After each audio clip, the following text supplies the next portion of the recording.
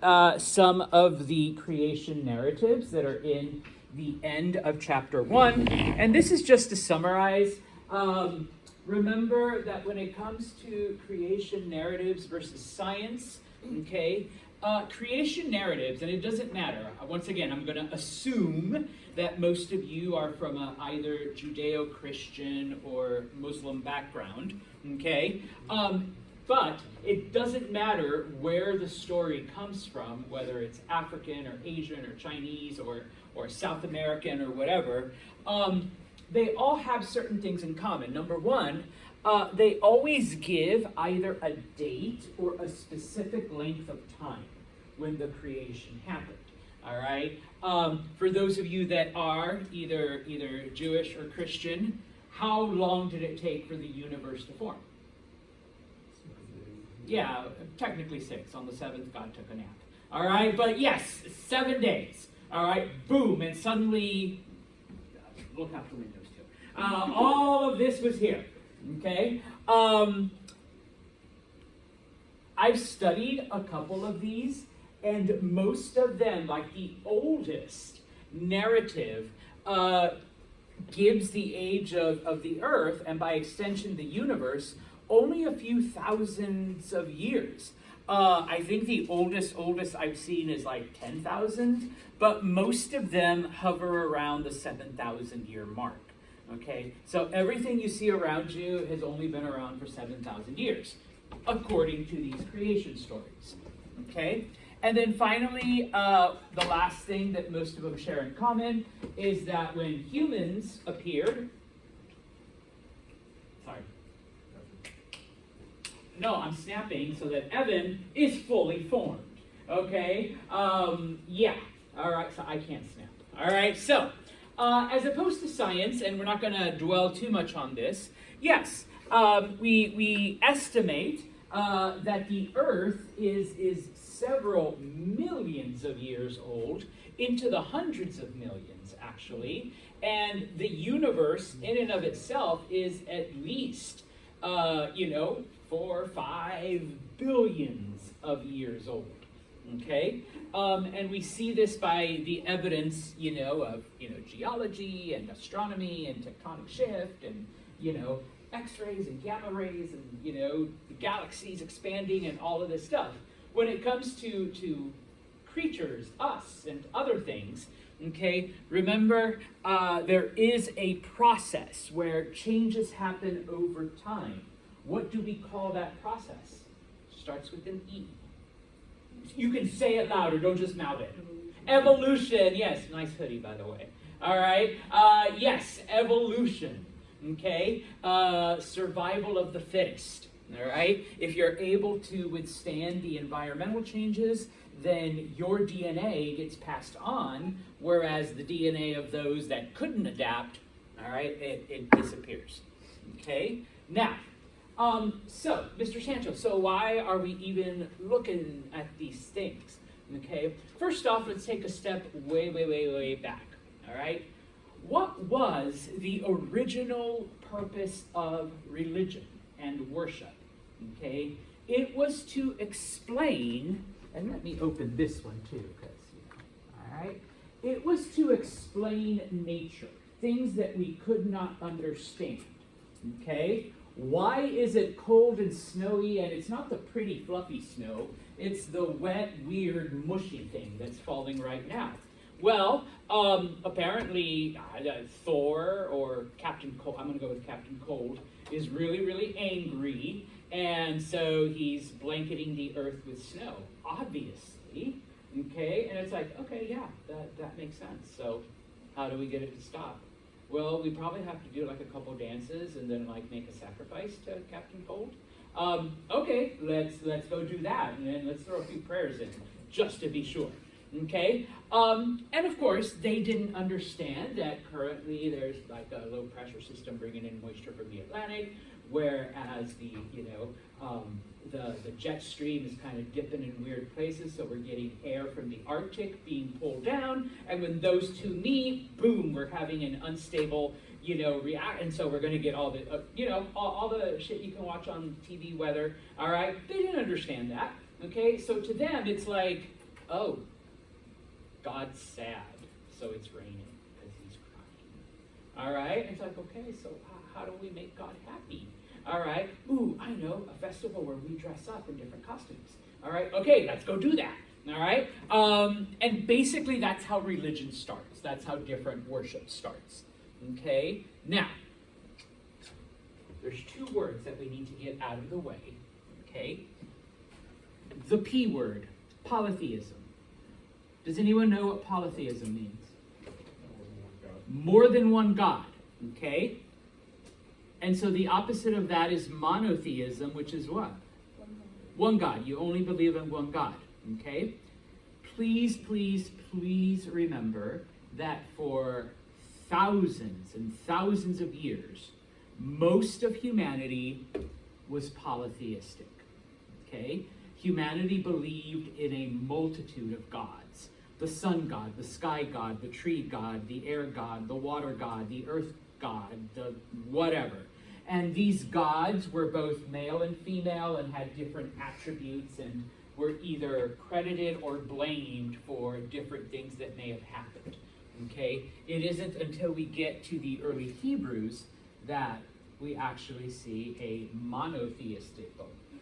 Okay? Whereas today, wrong one. Whereas today, it's kind of the opposite. Most of the world's religions are monotheist. And I mean, we still have some polytheistic religions, but those are not as widespread anymore. Okay? And so, when it comes to these creation stories, okay, obviously humanity was, number one, trying to explain nature, okay, and at the same time trying to explain, why are you here? What is your purpose in all of this? Okay, so obviously, all right, because it's being taken from a human perspective, all right, we're going to be at the center. Okay, so when we do study these, and those of you that are going to go on and maybe study history or anthropology or human behaviors or whatnot, many of these stories, okay, are based on the beliefs of the actual people. Okay, they did not have the internet. They did not have Twitter and Instagram and GPS. Okay, they only knew what was around them, and so to them that was the universe. Okay, they could not fathom what was beyond that hill, and like, oh my gosh, like people don't eat coconuts over there. People eat soft fruit. Oh my goodness, they don't have to work for it.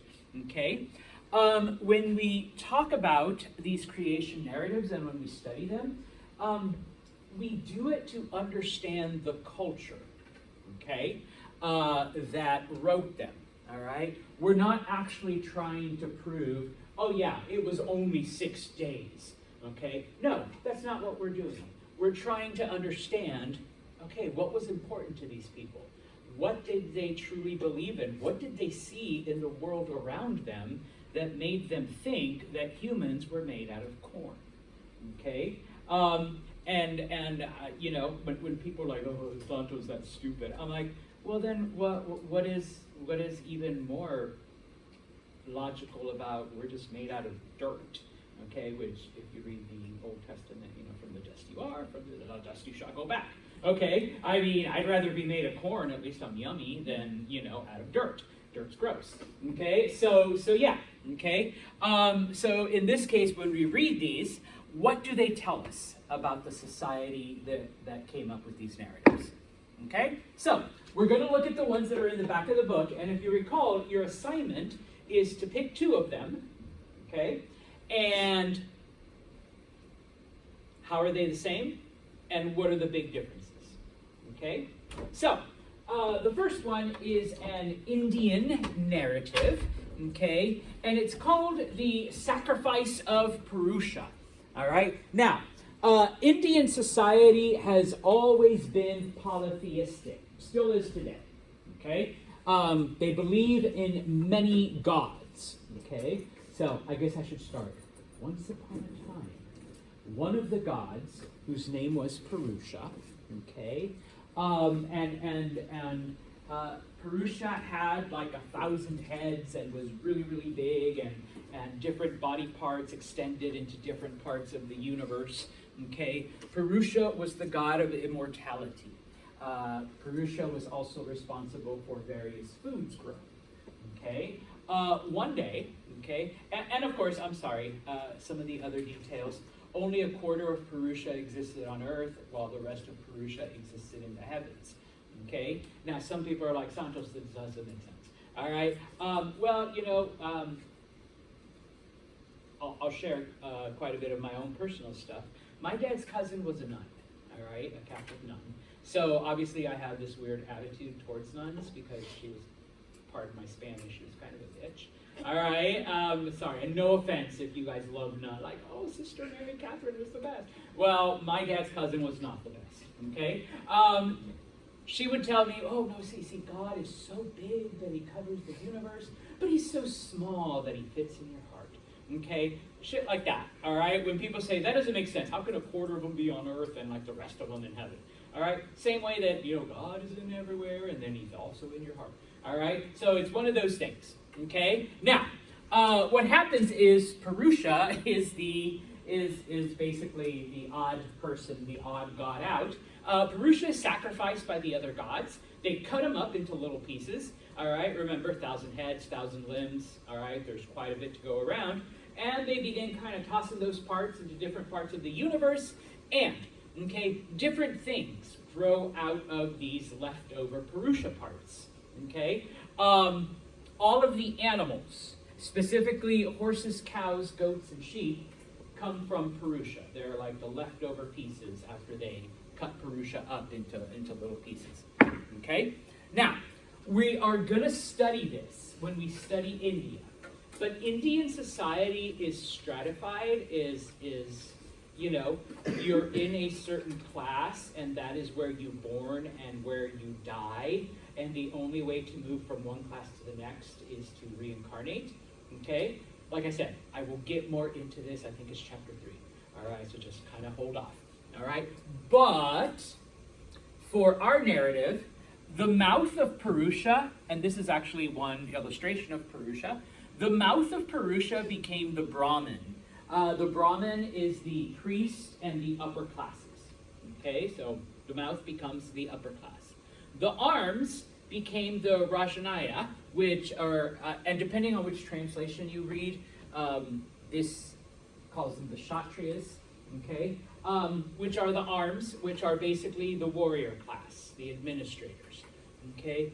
The thighs became the Vishyas, all right, which is the laboring class, all right? The farmer, I'm sorry, not the laboring, the farmers, the merchants, okay? And then finally, the feet become the Shudra, which are the unskilled laborers, which are, for now, the lowest of the low. You got to fast forward a couple thousand years before you get the Dalits. Now, I didn't learn it as Dalits, I learned it as pariahs, which are the lowest of the low, the untouchables, okay? But obviously, from the top of Purusha comes the upper class. From here comes the warrior class. From here comes the kind of middle class. And from the feet comes the lowest class. All right? So all humans came from Purusha. Okay? Mind became the moon. The eyes became the sun. Mouth became warriors and fire, etc. I'm not going to go through all of this. A head became heaven. Feet became the earth. And some people might be like, wait, Mr. Santos, but I thought you said the feet became the Shudras and the head became... How many heads and feet and arms does Purusha have? 1,000. Yes, so plenty of feet to go around, all right, to create different things, okay? And the ears of Purusha become the cardinal directions, okay? And so, yeah, that's how the universe is formed, okay? And that's why me as a Brahmin are more important, because I came from Purusha's head, whereas, I'm sorry, Olivia, she's a Shudra because she came from Purusha's feet. And see, the feet are up here, the head is up here, so that means I'm higher. Okay? It's in the creation. Did they ever explain how they came about into the system? Like, how did they know you were born in one class? You just were. So like I just No, seriously, like your parents were part of the low class, so you were born to your parents, so now you're low class. So like back then, it was like, you know what? I feel pretty powerful. I'm gonna be head dad like that. When it first started, yeah. And obviously, since the priests are at the top, who do you think came up with this system?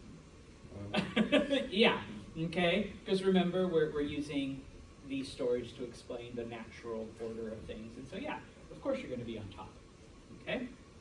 Now, those of you who are Judeo-Christian are probably the most familiar with this, okay? The creation narrative that's found in the Bible, okay? Just so you know, and I say Judeo-Christian because these stories actually come from the ancient Jewish people, all right? Christianity just kind of took it in, all right? So the current narrative, the one that you can read in Genesis, is actually from a writer who wrote it down in the 6th century BCE. Remember, 6th century, we mean the 500s BCE, okay? So when you think of it historically, it's a relatively recent story that's been told, okay? But yes, we get it from various sources. And if you're not familiar with it, or you weren't forced to listen to it from your dad's Catholic nun cousin, or if you didn't go to Sunday school, okay, here you have the instant replay. Okay, on day 1, God separates light from darkness. Okay, so let there be light. Boom. Now we have light, now we have dark. Okay. Day 2, God creates the heavens and the water. Okay, so we now have the sky, we now have the ocean down here. Okay. Day 3, God separates land from ocean. All right, so all there is water, but now we get dry land. And now that we have dry land, let's put plants and fruits on it. Okay. And I should take a step back. Why am I using the singular? Well, remember the ancient Hebrews were monotheistic, only one God, whereas Purusha is one of many hundreds of gods. Okay, it was the other gods that decided to sacrifice Purusha and cut him up into, thousands of pieces. Okay, on day 4, God creates the sun, the moon, and the stars. Okay, throw them up there. Okay, on day 5. God creates fishes and birds. All right, so put fishes in the water and let birds fly around. Okay, on day 6, this was the busiest day. Okay, God creates all of the land animals. All right, so everything you see: elephants, zebras, bears, tigers. All right, all that stuff. And of course, humanity creates a man and a woman. Okay, they are supposedly in His own image. So. Oh my God, what a coincidence. God has one head, 2 arms, a body, 2 legs, okay? Holy, what are the odds of that happening? Yeah, okay, I made it up, all right? And then on day 7, I put lots of question marks, but those of you who paid attention as little kids, what happens on day 7? Yeah, God takes a nap, because creating the universe is exhausting work, okay? So, boom, all right? And that's it, okay? Men and women, like this, okay? This and this, okay? Animals, they were made just the way you see them. A zebra was a zebra, a giraffe was a giraffe, a bear was a bear, okay? None of this, weird mastodon, woolly mammoth becomes, today the thing that we see at the zoo, the, elephant, Dumbo. And yeah, no saber-toothed tiger. No, it was just always a regular tiger, okay? No changes from one era to the next, okay? Yeah, they were just the way they are, okay? So, we're moving on then to our 3rd narrative from China called I'm not going to try to ruin it, Huananzi, okay? The Chinese one is a little bit different in that there are no real quote-unquote gods behind it. It's like the universe just kind of happened on its own, okay? There's emptiness. There's literally nothing, and from that nothingness, the universe just kind of appears, okay? And within the universe, there is something that they call the material force, okay? Now, if you're a nerd like Mr. Santos, Yes, I'm just going to call it the Force. All right, and if you don't know what this, all right, watch Star Wars. So yes, it's the Force is out there creating all of these things. Okay, so these different forces, clearness and light, creates the heavens. Okay, heavy and turbid creates the earth. All right, and so little by little, these different forces then, we see then heaven and earth becoming, in a sense, opposites, yin and yang. All right, for every light, there is dark. For every good, there is bad. For every cold, there is hot. Okay, so the universe is basically split into these opposing forces. All right, light side and the dark side. Okay, and so in this case, then, heaven, sky, water, fire, the different elements also have their opposites. Okay? And so, from this idea, all right, from these different forces, we get the concept of seasons. Okay? For every fall, where things begin to die, there's a spring, where things begin to be born. For every winter, where everything is dead, there is a summer, where things are alive. Okay? Now, they didn't just, make this shit up, all right? Because as they're experiencing life, what do they see around them? Yeah. Everything's cold and dead. Okay? Wait a few months, and things are gonna start springing back. Okay? Wait a few more months, and those trees will be covered in green. There will be grass everywhere. There will also be mosquitoes and other demon things out there. Okay? But then, move on a little bit farther, and the leaves will turn yellow, they will begin to fall, the mosquitoes will return back to hell where they belong, the grass will start dying, okay? And then we have come full circle, and here we are again, okay? So they notice this, okay? Oh my gosh, sometimes it's dark. But then, wait a few hours, and then it's light again. And then wait a few hours more, and it's dark again. Okay? So obviously they observed the world around them and thought, you know what?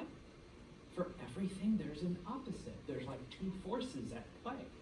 Okay? It is these forces that must have created the universe, and that's why we have all of these things. Okay? Fire, okay, which to them, they looked up at the sun and saw this big ball of fire.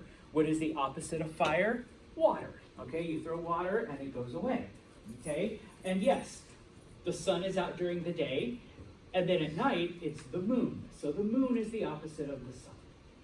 Is this where like the idea of karma came from? That's India. Yeah. So when we get to the and it doesn't pop up in the Indian narrative, but when we do study like Buddhism and Hinduism, that's where it comes from. So it comes later. Okay. But you can see why it was very easy for the Chinese to accept Buddhism and the idea of karma, because it already kind of fit in with, some of the beliefs they already had. Okay? I feel like out of all of these creation narratives, I feel like this one is like the most realistic to me, at least. In what way? I don't know, it makes sense, That Like- there's a mysterious force in the universe and that it all has its opposite? Yeah. Other than, like, there's just this one, like, powerful being that just creates everything, Interesting. Okay. Yin and yang, and some of you maybe have seen this drawing, is represented by that. That in the universe there are opposites in everything. Okay, for every good there's evil, for cold there's hot, wet there's dry, etc., etc. Okay. And so eventually the Chinese begin to look at the universe and say, this also exists in us. That's how we're a part of this, because we need to find that, maybe you're a good person, but you have bad thoughts, but that's okay, because everything is made up of these two opposing forces, and as long as they're in balance, and as long as it's in harmony, we're good, okay?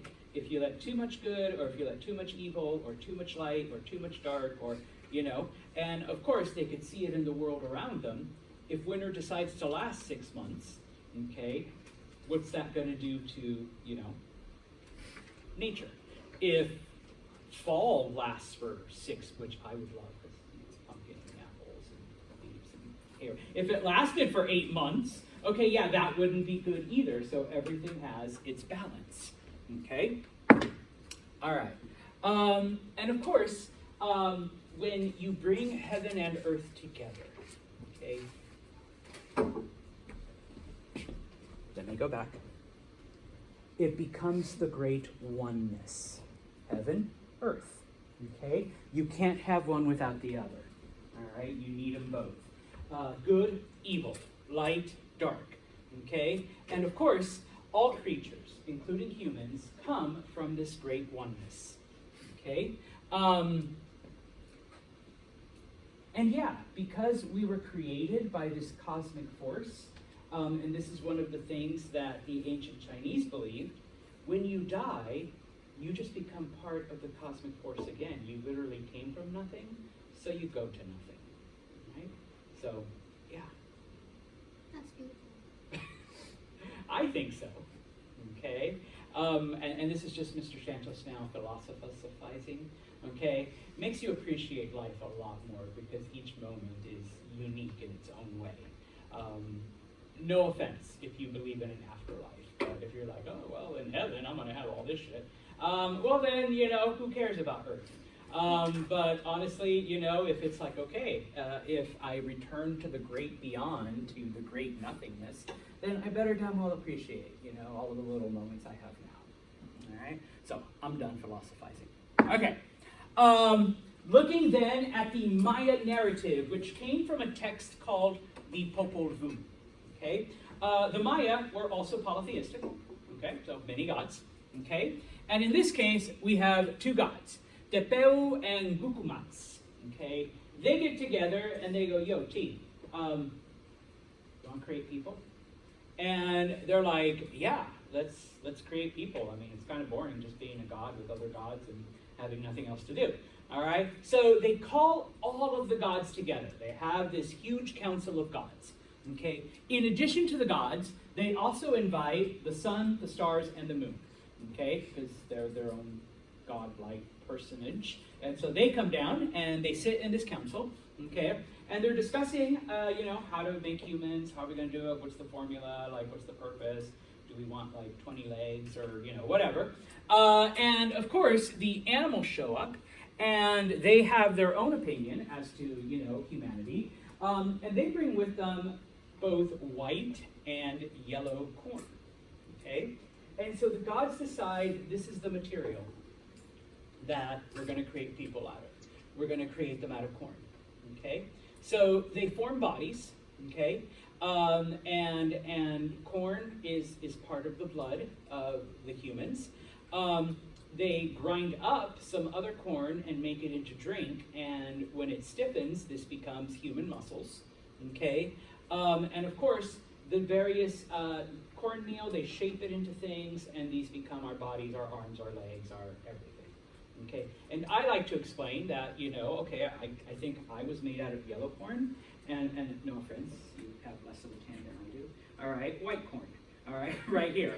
Okay, so this is how they explain, slightly different, shades of people. Okay, well, some of us were created from yellow corn, some of us were created from white corn. All right, and so there you go. Okay, totally logical. Okay, now originally, yes. So does that make eating corn makes us cannibals? Yes, so don't eat popcorn, no corn tortilla. Flour's okay, all right, no crunchy tacos, all right, so yeah. Because they're made out of flour, all right? Now, the gods only create for humans, okay? And they're men, sorry ladies, most of these creation narratives are in fact very, very misogynistic, okay? Because remember, even in Genesis, who was the first person created? Was it Adam or Eve? Adam. It was Adam, yeah. So the gods create 4 men. You don't need to know their names, but I had to memorize them when I was in grad school. Balam Kitse, Balam Akab, Makukata, and Iki Balam.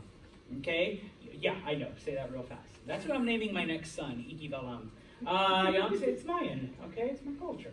And once again, okay, humans, you didn't go from hominid to Australopithecine and Homo erectus and Homo, sapien, and then eventually, no. Humans were they were smart, intelligent, arms, legs, head, feet, body, boom, perfect. Okay, so once again we get that finished human narrative, and of course humans were appreciative to the gods. Like, dude, thank you for having that council. Animals, thank you for bringing the corn that allowed them to make us. Okay, thank you for putting all of this effort. So obviously we have to worship these gods because they created us. All right. Like I said, we look at these stories to see what's important in a culture, and the Mayan story of creation, what was important in that culture? Corn, yeah. Corn comes from Mexico and Central America. That's where it was domesticated. Corn is a part of pretty much every food, okay? And not just the crunchy tacos and the nachos, all right? But there are so many other foods, and here I'm gonna be like a tourist, come to Mexico, come to Guatemala, come to wherever. There's so many foods that are based on corn. One of my favorite comfort drinks when I was young is a Mexican drink called atole, which is just corn. It's like liquefied corn. I spent time in South America, predominantly Argentina, but I also traveled a little bit into Bolivia. The Bolivian natives drink something called api, which is made out of what? Corn. Yes. All right. So corn was very important to these ancient cultures, and so it makes sense that humans were made out of corn. All right, because most of our food is also from corn. All right. Now, the last narrative comes from the Yoruba people of West Africa. Okay. It's very important to remember that Africa is huge, and it's not just like from one culture. This is from a specific one in Western Africa. Okay. They believe, all right, that in the beginning, the sky was first separated into water and marsh. Okay. The Yoruba were also polytheistic. So Olorun was the sky god, and Olokun was the god of everything under the sky. All right. Now, another god, Obatala, looks at this and says, water and marsh, that won't do. He creates dry land, okay, an area that's not, water. And then he decides, okay, what's the point in having this dry land if it's just going to sit there? So, decides to create humanity, all right?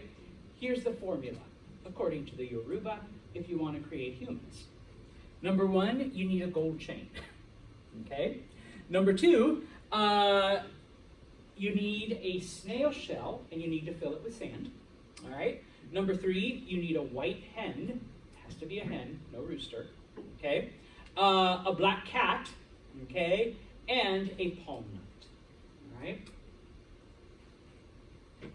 No more ridiculous than corn or dirt, okay? So here we, or, you're just different pieces of the sky god, his head, his lips, his legs, his thighs, okay? And so he uses the chain, and Obatala goes down to the dry land, down to earth, okay? And he starts to throw sand everywhere from the snail shell, okay? Then he throws the hen, all right? And the hen starts to peck, all right, everywhere. And wherever the sand, because, when chickens pack around, they throw things, wherever that lands, that becomes different land and different islands and different, parts of the earth. Okay?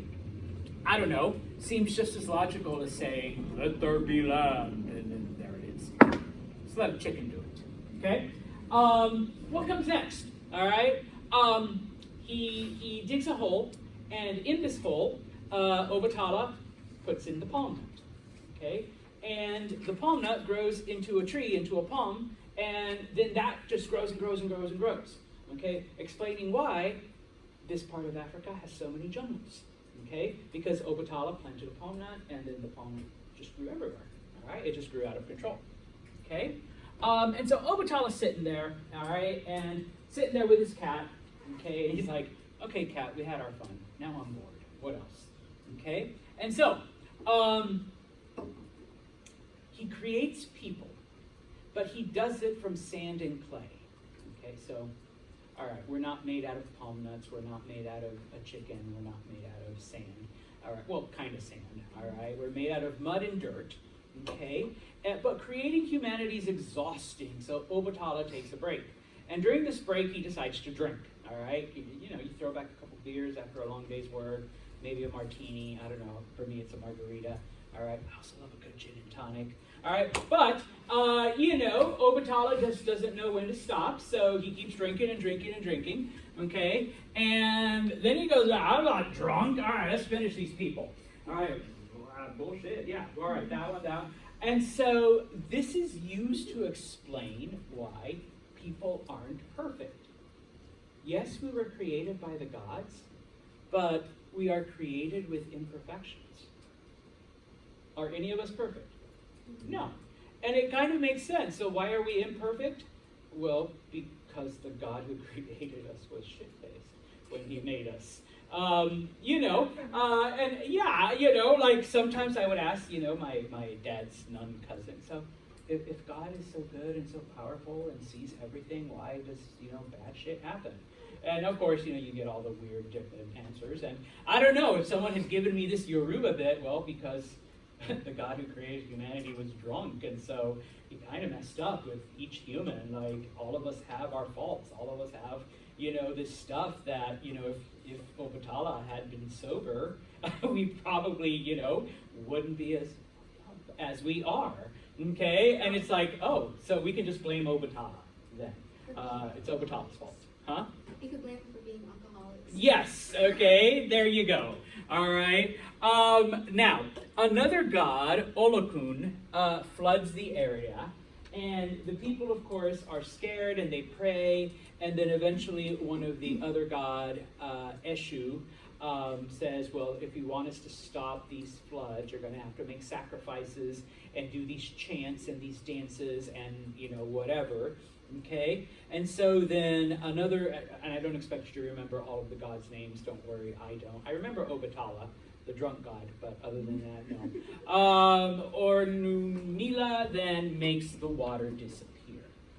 Okay, and in this case, this goes on to explain why, you know, they have certain ceremonies, and why do we, you know, have our festivals and our churches and our worship and our, you know, all of this stuff. We're trying to make the gods happy, okay, type of thing. Now, one of the things that isn't shown in the other ones, that is shown in the Yoruba, but if you were to read like old Mesopotamian accounts, and there's a couple other ones, in all of, and including the Judeo-Christian, they all have a story of a flood, okay?